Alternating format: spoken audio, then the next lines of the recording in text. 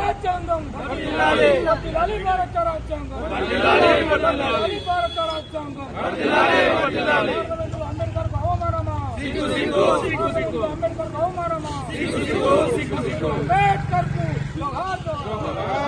అంబేద్కర్ కు అంబేద్కర్ కు बोलो जय भीम बोलो बोलो रे बोलो जय भीम बोलो अंबेडकर को।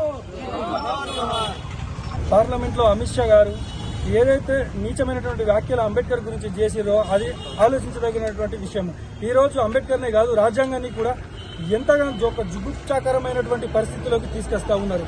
వాళ్ళ నిజ స్వరూపం ఏదో పార్లమెంట్ సాక్షిగా బయటపడడం అనేది జరిగింది. బీజేపీ పార్టీ వాళ్ళు ఈ రోజు రాజ్యాంగాన్ని పూర్తిగా రద్దు చేసి ఒక హిట్లర్లా ఒక ముసోలిన్లా అలాంటి నాయకులుగా అవతరించి రాజ్యాంగాన్ని రద్దు చేసి భారతదేశాన్ని ఒక ఆఫ్ఘనిస్తాన్గా చేయాలనేటటువంటి ఒక కోరికతో ఒక దుష్ప్రచారం చేస్తూ ఉన్నారు. ఈరోజు ఏదైతే కమ్మర్పల్లి మండల్ కాంగ్రెస్ పార్టీ ఈ విషయాన్ని తీవ్రంగా వ్యతిరేకిస్తూ ఈరోజు అంబేద్కర్కు పూలదండ వేసి ఈరోజు వాళ్ళు చేసినటువంటి బీజేపీ నాయకులు చేసినటువంటి వ్యాఖ్యల్ని పూర్తిగా ఖండిస్తూ ఉన్నది. ప్రజలు ఇప్పటికైనా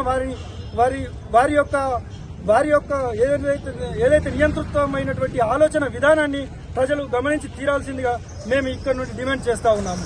జై కాంగ్రెస్, అంబేద్కర్ ఆలోచన విధానం, అంబేద్కర్ ఆలోచన విధానం, అంబేద్కర్ కు అవమానమా, భారత రాజ్యాంగం, భారత రాజ్యాంగం.